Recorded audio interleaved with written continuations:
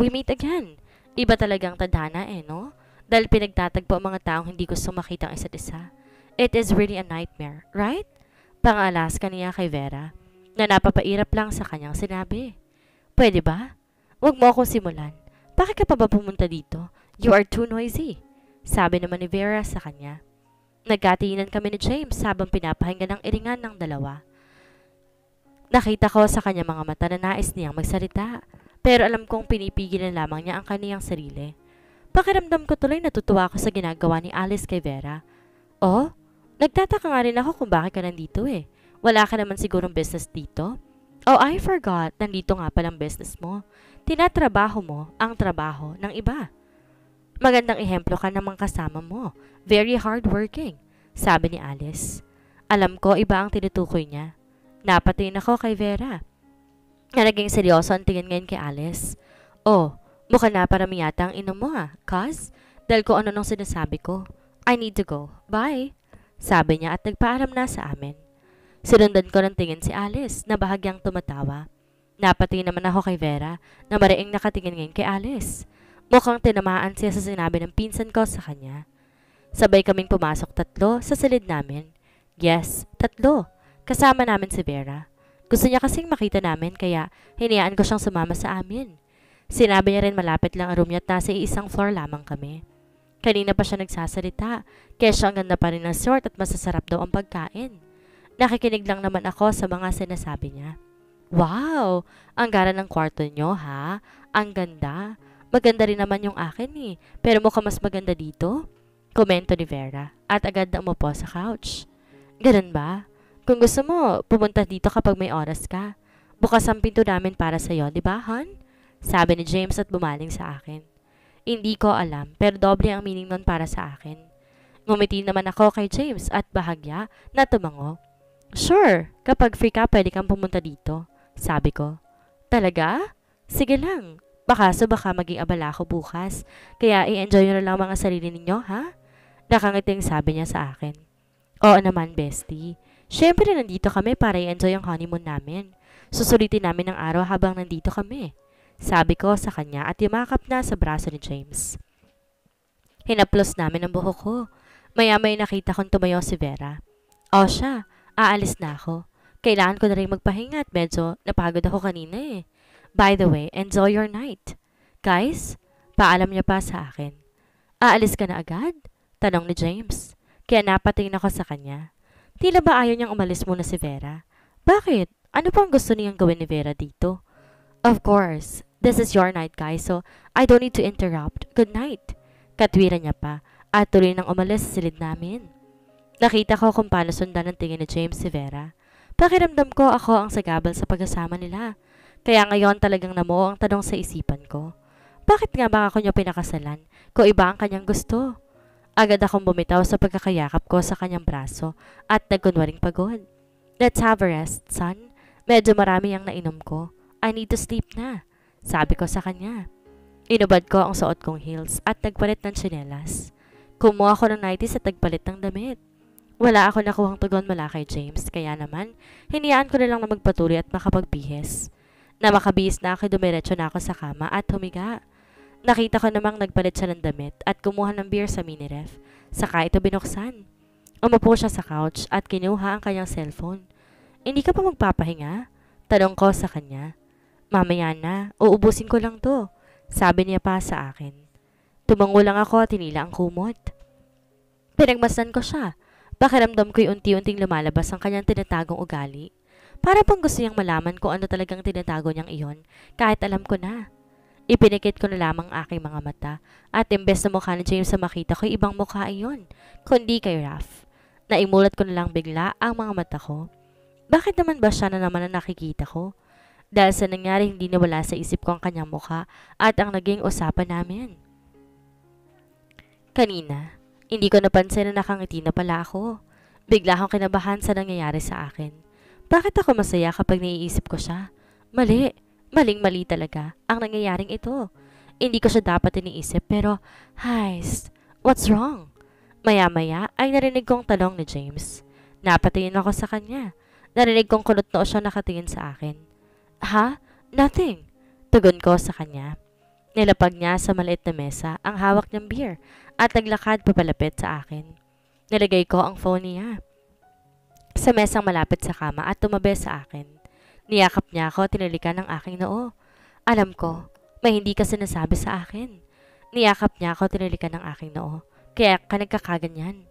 Hindi naman ako nakapagsalita sa sinabi niya.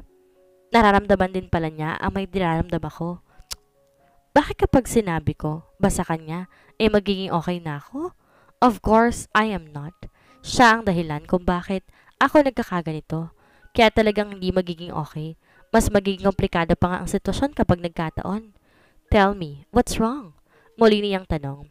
I sighed. Dahil sa sinabi kong yon, napaupo siya sa kama at napatingin sa akin. Tungkol ba yan sa akin? Napatitig ako sa kanya. Gusto ko mang sabihin ng lahat sa kanya hindi ko pa kaya. Kaya naman ngumiti na lamang ako sa kanya at pumantay sa kanyang pagkakaupo. Inawakan ko ang kanyang mukha. Forget it. Let's enjoy ourselves here. We will talk about it later. Let's take a rest first. Sabi ko sa kanya at tinalikan siya sa labi, tsaka ako muling humiga. Inila ko naman siya upang humiga na rin. Umunan ako sa braso niya at ipinikit ang mga mata. Hindi naman siya nagsasalita pat niyakap na lamang ako. Kinabukasan, napagpasya namin mag-swimming sa dagat. Maagang kinausap ni James ang mga staff ng hotel. Naasikasuhin ang agahan namin at doon sa cottage malapit sa dagat ilalagay ang mga iyon. Dahil gusto ko maligo sa dagat. Malamig ang tubig kaya gusto ko mag-swimming doon ng maaga. Nagsuot ako ng two-piece bikini at manipis na pulang robe kung saan medyo makikita ang itim na bikini na suot ko. Sabay kaming bumaba ni James pero sinabihan ko siyang maglakad-lakad lang muna ako sa tabing dagat. Habang inaasikaso niya naman ang lahat.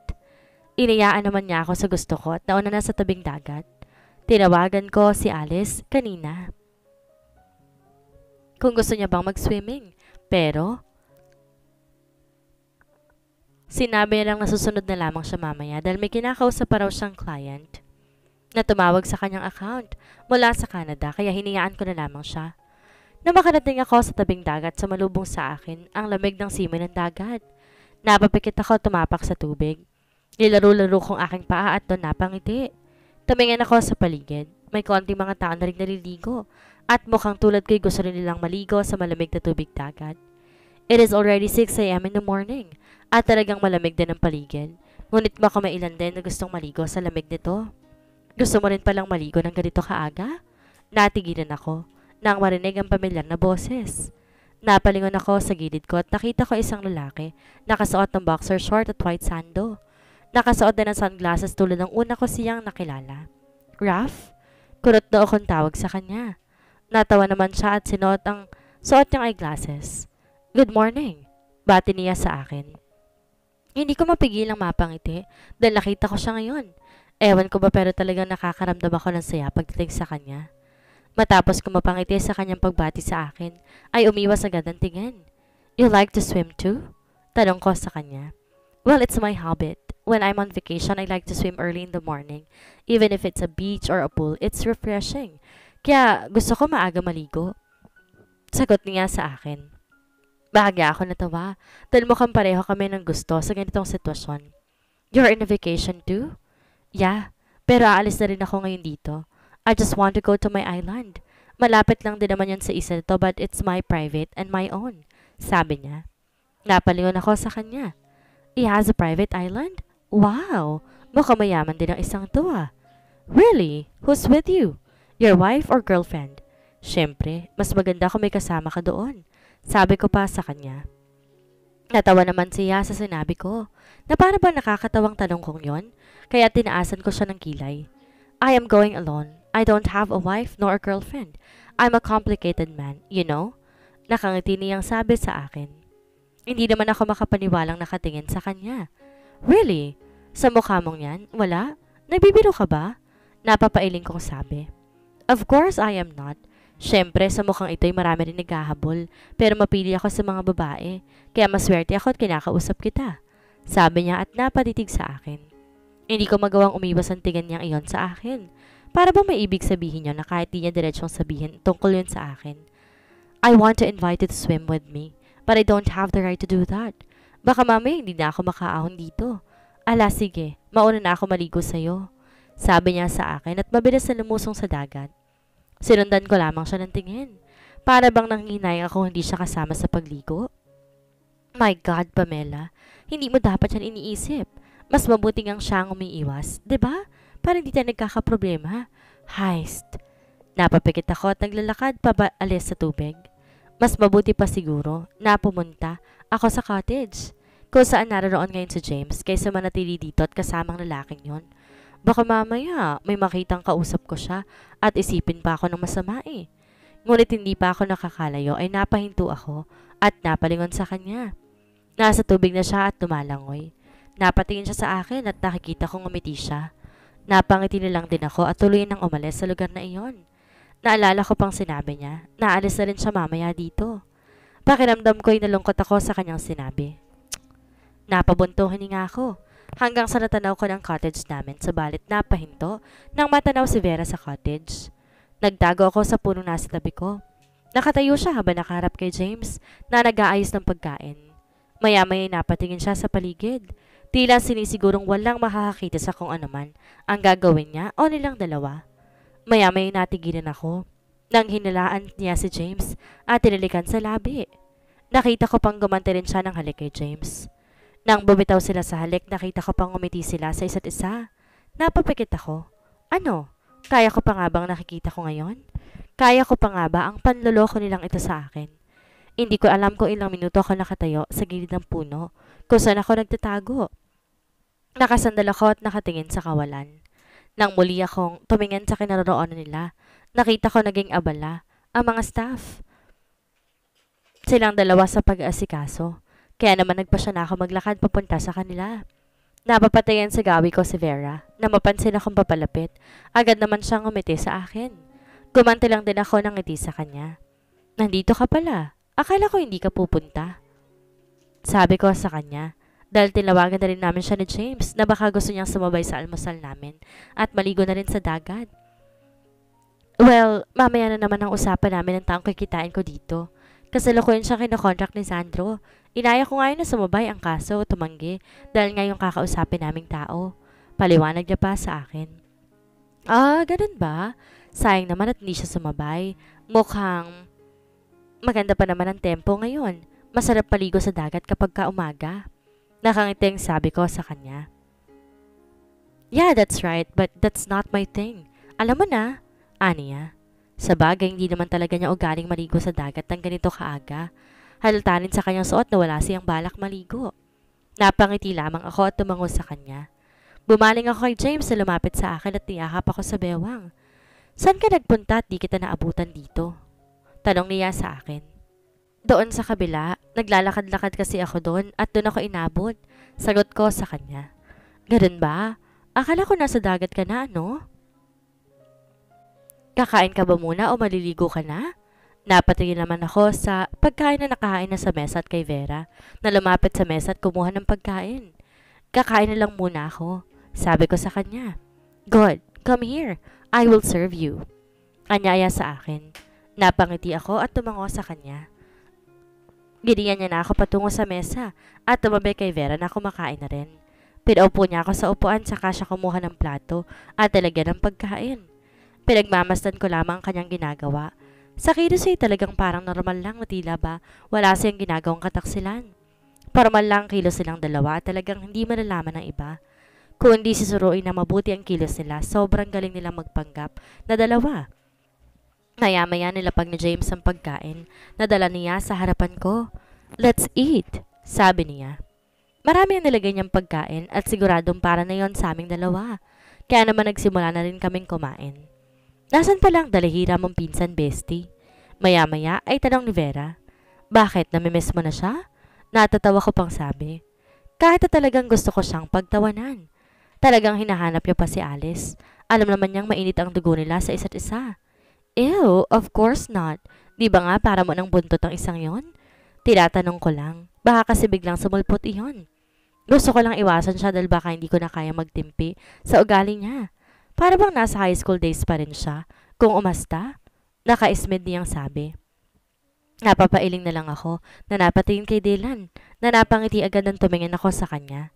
Ngunit nakita ko rin ang kanyang reaksyon at talagang ayaw niya rin na makita si Alice. Huwag mo na lang patulan. Masanay ka na dun. Siguro nasa hotel room pa siya. Sinabi niya kasing hindi siya sasabay sa amin dahil may kausap siyang kliyente mula sa Canada. Alam mo nang ba sa trabaho ay talagang yun ang uunahin niya eh.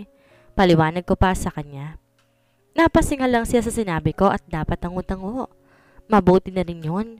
Magkulong na lamang siya doon. Mataray niyang sabi. Natawa na lang ako sa sinabi niya at nagpatuloy kami sa pagkain ng aming agahan.